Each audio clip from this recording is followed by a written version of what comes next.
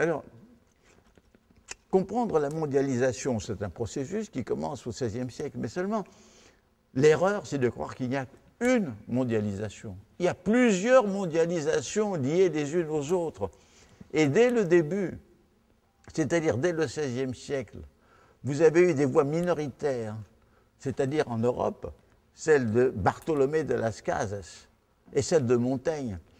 Bartholomé de Las Casas, réussissant à faire admettre à l'Église catholique que les Indiens d'Amérique, les indigènes d'Amérique étaient des êtres humains comme les autres et avaient une âme, ce que les prêtres ne voulaient pas admettre. Et Montaigne, disant que ceux qu'on appelle barbares, ce sont des gens qui ont une autre culture que la nôtre. Et dans son passage sur les cannibales, montrant qu'il faut comprendre les autres civilisations. Autrement dit, dès le début, vous avez des voix qui ont été les premières de ce qu'on peut appeler l'humanisme européen. Et cet humanisme européen qui s'est développé avec Montesquieu, avec le siècle des Lumières, avec le romantisme, avec les idées de l'international, des États-Unis, d'Europe et des États-Unis du monde, vous avez un deuxième courant, et ce sont les courants des idées émancipatrices. Et c'est avec ces idées émancipatrices que les porte-paroles des peuples dominés et colonisés se sont émancipés des colonisateurs, ceci finalement à la fin du XXe siècle.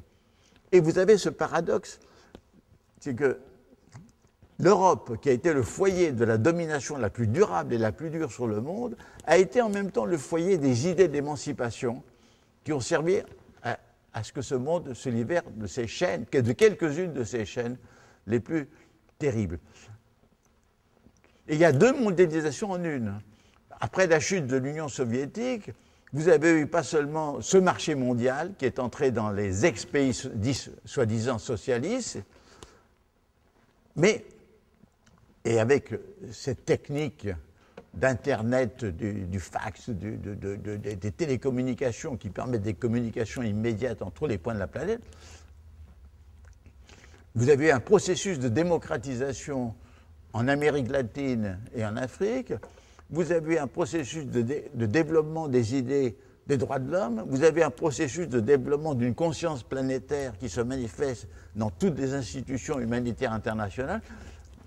Malheureusement, cette deuxième mondialisation, qui est la mondialisation humaniste, est plus faible que l'autre mondialisation, mais elle est désormais présente. Et Karl Marx disait déjà que le capitalisme allait créer les conditions d'une véritable culture mondiale, d'une littérature mondiale. Effectivement, aujourd'hui, nous pouvons, par exemple en France, lire les romans brésiliens, les romans chinois, les romans japonais, et au Brésil, il en est de même. Je veux dire qu'il y a deux processus, la connaissance des cultures du monde, les échanges entre les musiques du monde. Autrement dit, l'erreur, c'est de ne voir que soit les mauvais aspects de mondialisation et de ne pas voir les bons, soit de ne voir que les bons aspects et de ne pas voir les mauvais. Bien entendu, les aspects les plus dangereux sont les aspects dominants, mais ils ne sont pas les seuls. Alors, tout ceci pour vous dire que l'enseignement pour l'ère planétaire est un enseignement qui doit être radicalement réformé. Ce n'est pas un enseignement pour lequel il suffit d'introduire un peu d'interdisciplinarité. Non, c'est la structure qui doit changer. Par exemple, s'il faut enseigner la compréhension humaine, enseigner la compréhension consiste à faire appel à des connaissances qui viennent de la psychologie, qui viennent des sciences cognitives, qui viennent des sciences culturelles, qui viennent de la psychanalyse ou des différentes psychothérapies. Chacun des points que j'ai indiqués, la condition humaine, la compréhension, l'incertitude, nécessite de se référer à des disciplines variées. Il faut une pensée transdisciplinaire et non pas seulement interdisciplinaire. Donc, à mon avis, il faut réformer, il faut créer des universités d'un type nouveau. Or, ce que je crois, c'est ce qui peut-être a commencé au Mexique, dans l'État de Sonora, où, sur mes indications, ce qu'est en train de s'élaborer une université, c'est ce que, dans différents pays, commence à se projeter ce que j'appelle des instituts de culture fondamentale qui peuvent être à l'intérieur de l'université, mais qui enseignent justement ce que je vous ai dit, la connaissance pertinente, la condition humaine, la compréhension, l'incertitude, et avec tous les problèmes épistémologiques, qu'est-ce que la rationalité, qu'est-ce que la complexité, qu'est-ce que la scientificité, et avec aussi, je dirais, un enseignement de civilisation, parce que dans l'ère planétaire, c'est quoi? C'est aussi la planétarisation de la civilisation occidentale. Or, c'est cette civilisation d'un type nouveau qu'il faut connaître, pas seulement pour ces processus économiques que l'on peut étudier avec les processus dans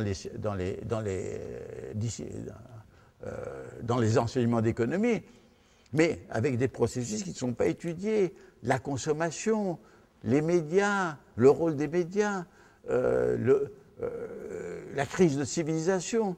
Bon, donc, je crois que si vous voulez que tout ceci nécessite une réforme absolument profonde, et je pense que la conscience de ces décès de réforme est très importante déjà au Brésil et qui peut inciter justement à cette réforme qui me semble moins vitale, parce que sinon on forme des esprits, des intelligences aveugles, des intelligences partielles, locales, mais qui sont incapables de connaître l'ensemble. Bien entendu, c'est très difficile de connaître l'ensemble. Et là, on m'a posé une question qui est très intéressante, c'est-à-dire, mais comment connaître cet ensemble planétaire alors que tout s'accélère, que tout va de plus en plus vite, que tout est tellement complexe? C'est très difficile, en effet.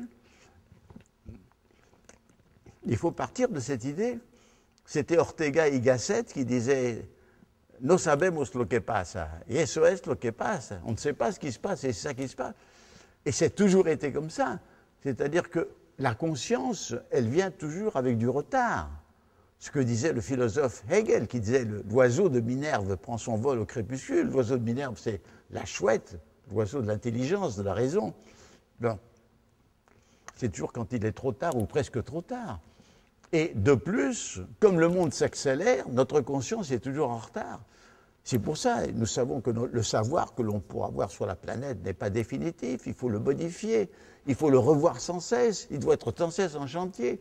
Mais c'est ça qui est absolument nécessaire. Plus c'est difficile, plus il est urgent de s'y concentrer.